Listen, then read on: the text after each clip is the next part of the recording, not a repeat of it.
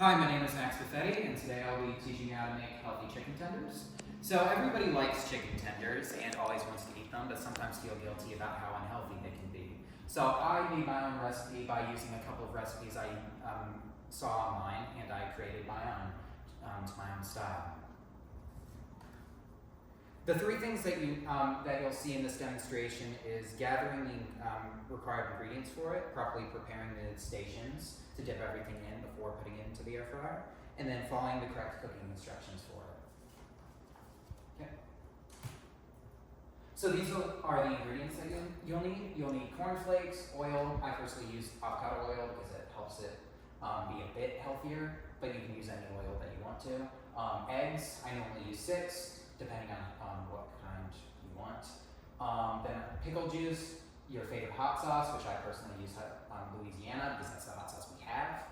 And then garlic, salt, flour, and then I used a pound of chicken. You can use as much chicken as you want. You can just double up on everything if you needed more because the helpings can sometimes be not enough for a lot of people. So first, I got my chicken out, I washed it, and I put it onto the cutting board. And I personally like to take off the fat off of my chicken, so I normally just cut it down a little bit. Then after that, I cut it into strips. So I cut them to the size that I wanted, that I thought would be good. I cut off the fat, which you can see at the top, just so they could be a little bit healthier. And so after that, here are the dipping stations I was speaking of. For the first dipping station, it's flour, garlic, and salt. Normally, I just put a helping amount, and then I try a little bit just to see if I can taste it a bit. You can put how much you want. You can put different spices if you want it to be more spicy, paprika or other things. That'll help as well, or red chili powder is another good one. Then for the egg mixture, I put just 6 eggs. Then pickle juice, I normally do about a tablespoon, but you can also do more.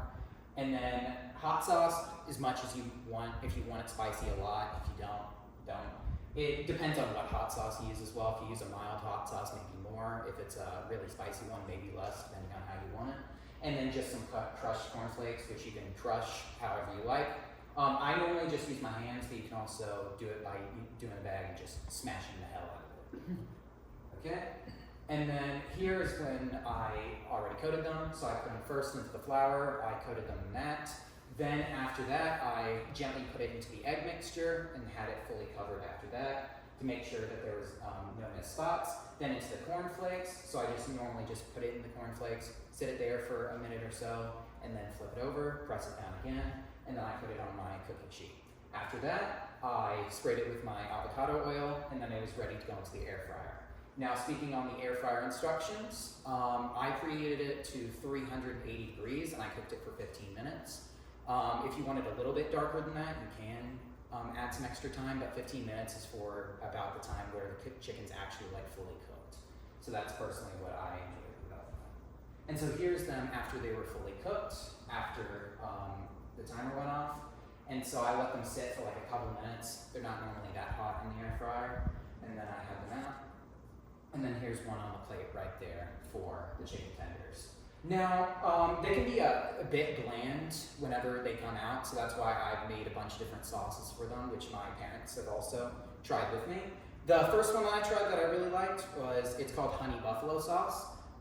So basically, you get a skillet and you put, I want to say like around a 1/4 cup of honey about in there. I don't really measure it because it's a pain to clean out the cup. So I just normally put the honey in there, and then I just put as much buffalo sauce as I really want for the spice level.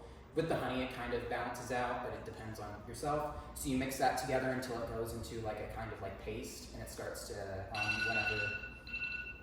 whenever the honey starts to get really liquidy. And then after that, you get like a brush, I think it's like a cooking brush. You spread it across the chicken tenders, and then you put parsley on top. And it tastes really good. Another one that I did was lemon pepper, which is you get like a bowl of like butter, you melt butter into it, and then you put a bit of, I use lemon pepper flakes just because I didn't really feel like using fresh lemon pepper, but you put that in there, put a bit of extra parsley as well, and then you coat it the same way.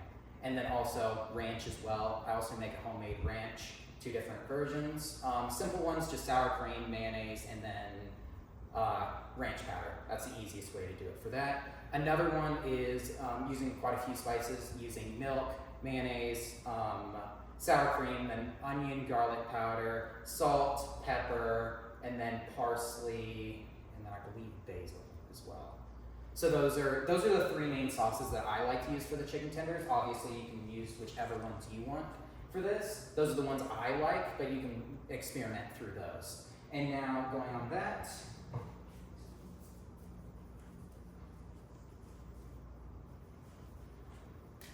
and then in conclusion to this is the way that I made my healthy chicken tenders. You can change up a bit of the things, like I was doing a diet earlier. I didn't really like the diet, but you can change a few of the things that you want to. Like for instance, for flour, you can change the flour into other things. Like cassava flour is really good, same as rice flour, to make it more healthy if you want it to be more healthy. Same as for the eggs, there's something called Just Eggs, I believe it's called. Got it from Sprouts. It doesn't taste great, but it's a good egg wash. It works if you can't have eggs. And cornflakes are already healthy for you anyway.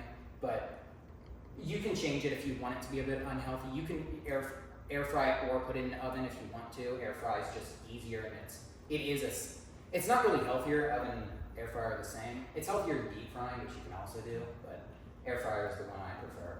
And so in conclusion for that, if you like this recipe, then the two recipe websites I've used, this one's not specifically on there because I kind of took things from different websites, but delish.com and then allthehealthythings.com are great ways to find other recipes. And thank you for listening to my presentation, and thanks. Wow.